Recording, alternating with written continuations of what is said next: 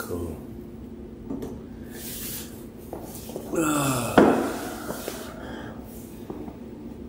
Let's talk about it. How's your mental? Here with my boy Smitty. I'm about to talk about him. First of all, I'm still with you, bro. It's been a minute. Yes, sir. You know what I'm saying? Just to give people like a little background into our relationship, bro. You definitely one of the few people like I always call, check in, how you doing? How you doing mentally? You know what I'm saying? We've had that for a while. And like, oftentimes we take breaks, bro. Sometimes our life get busy, you know what I'm saying? But like we've like consistently over a span of time managed to like maintain and try to keep a healthy amount of checking in. I mean, definitely.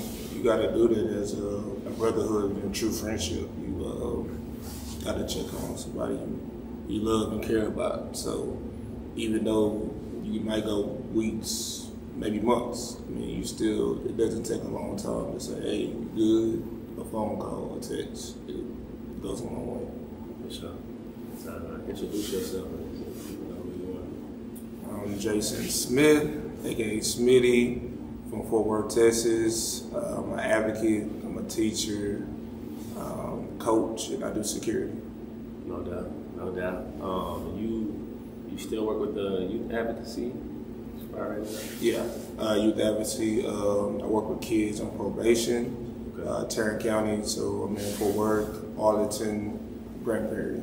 I've been doing it 9 years. Okay. I'm going to continue to do it for a while, so it's a true blessing, and I love to get back to the youth and the community. Okay, what are some things that like you didn't necessarily expect when you started doing it? You kind of like look forward to now. When I first started out, I was just anxious and stuff, but working with kids on probation, I didn't experience that at an early age. So basketball saved my life. So just making adjustments and learning from the OGs there. I mean, it's second nature to me now. And I always tell my mentee, I don't want to say clients, I always tell my mentee, your problem or what you did will define you, who you is as a person. So learn from the experience, and I'm here to help you out at the end of the day. No doubt. Yes, sir. All right, man, we can go and get into it. The first question I got for you is content. Just speak on like how you feel when you hear the word content. Just content.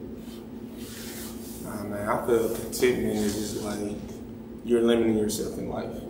You're just going with the flow of things. Okay. And I feel like you have to get out that situation. Being content is just going through the motions. Okay. That's my definition. I know everybody has a different perspective, but that's my definition of contentment. So when I say content, I mean like, okay, now let's say when we get on social media and we see somebody and like it looks like they're living like a good life. It's fun, they travel, a lot of women, cars, whatever it is. But like when I speak content, it's like happy with like what you have, like not wanting more. You understand what I'm saying? Oh no, definitely. That's okay.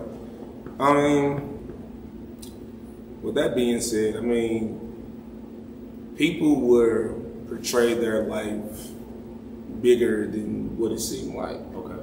But the people that does that some, they're not happy. So at the end of the day, you have to do something that makes you happy. You have to do therapeutic things. Okay. And at the same time, you can't compare your life to somebody else. Yeah. I mean, everybody has a certain life, but you can look up to someone and things, which is cool. But you have to make the adjustments. So. For sure. Second topic, relationships. Relationships and not necessarily just dating relationships, friends, boundaries, just like your own relationship with yourself.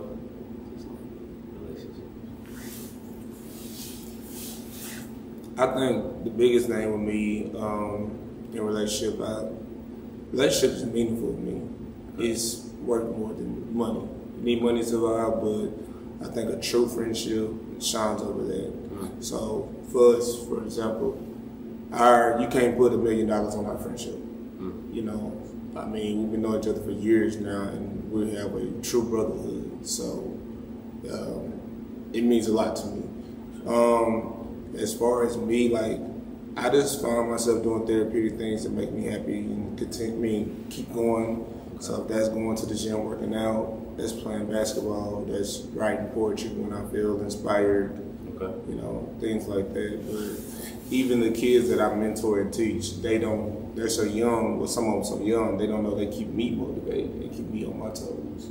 So building a relationship with your boys, you know, your family, I mean, it means a lot. Okay. And you spoke on poetry.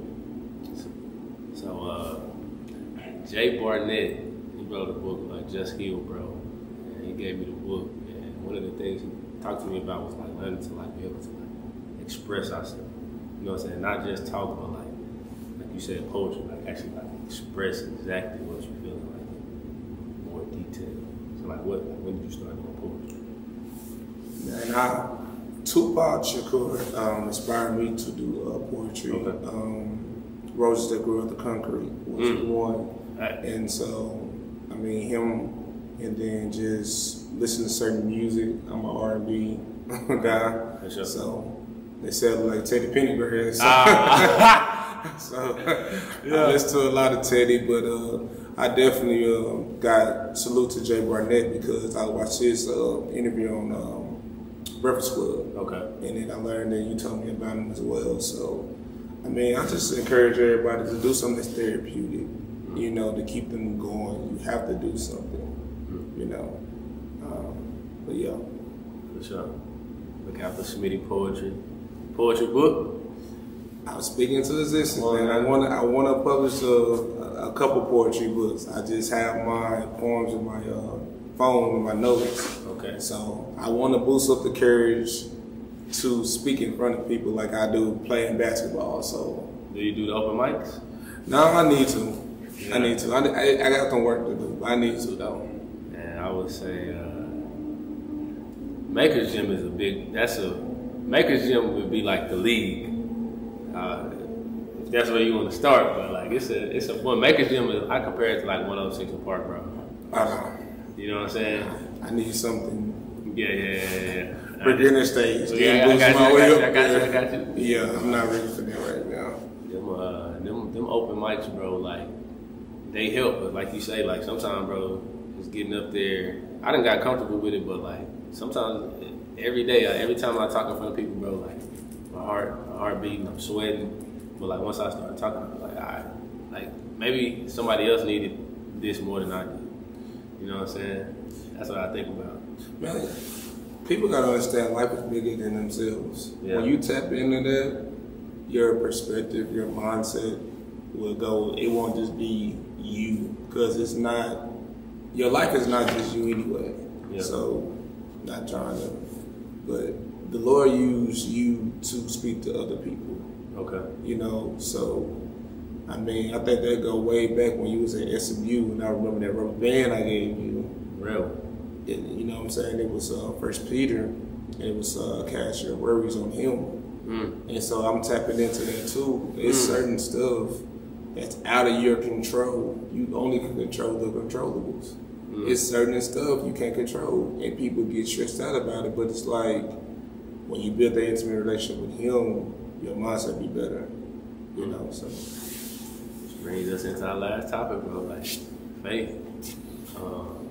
I'm having a hard time just picturing my life not playing basketball, and then also just being okay with the fact that I don't know what's gonna happen next. And I think I have control. But in reality, we don't. Nah, definitely. I mean, you're not by yourself. I mean, we on a battlefield, and we struggle with our demons and things like that. But you're not by yourself. I mean, yeah, you definitely got to have faith. You know, so it's a process in life, man. It's a process. Okay. You can't put a I guess, a contentment or a age limit on maturity, things like that. So you keep on going. Like Steve Harvey, for example, he's a great example. He didn't get famous until like his late 30s. 38. You know what I'm saying? So look where he at now. And like, I mean, he was homeless. So I mean, that's an example. Kevin Hart's many people's examples. So you just got to keep on. You got to keep on pushing, but you got to be motivated though. So. Right. And then give us one healthy coping mechanism. One healthy coping mechanism. Yeah. That's a good question. One healthy coping mechanism.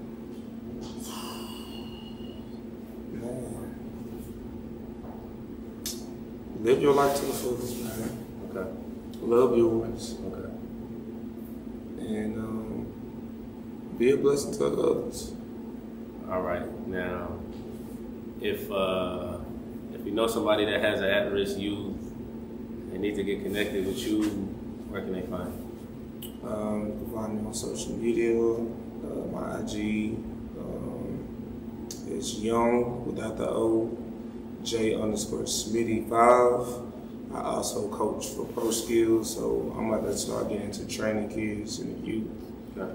But I just want them to know it's bigger than basketball. Life teach you life responsibilities, things like that. So I'm all about the youth. So if it's for sports, you know, I can help somebody with football, mainly basketball, but I'm all about the youth and mentoring and giving back.